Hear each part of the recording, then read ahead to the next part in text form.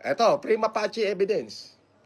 Yan, magtanong ka na rin sa lawyer mo kung ito ba'y pwedeng ebidensya. Oh. Kasi sabi ng lawyer ko, yan ang mga prima facie evidence. Sinabi mo na ako'y scammer, convicted criminal. Na scammer. Wala akong kasong scam. At lalong hindi ako convicted criminal. Pero sinabi mo yan sa isang barangay kapitan. O, eto na. O, ayan o. Makagago. Ayan o. Ayan.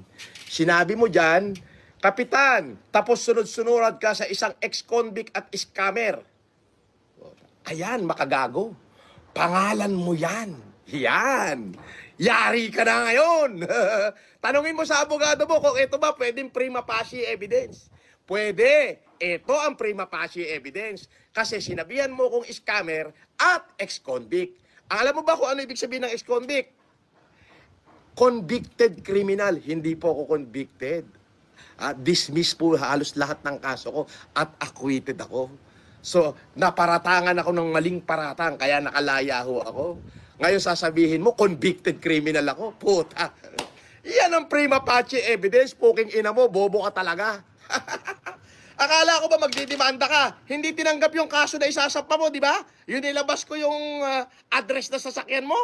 Na sinasabi mo na nilabas ko yung address na sasakyan mo. Sinasabi mo yun, di ba? Akala ko magdidemanda ka. Oh, ano nangyari sa demanda mo? Puro ka porma, bunganga ka lang, malakas kang mandarag, pero wala ka naman, burat ka. Tingnan mo. Oh, si Casper dinadarag mo, ba't di mo madarag?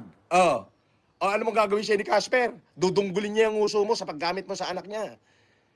Magdala ka ng maraming bodyguard sa hearing natin.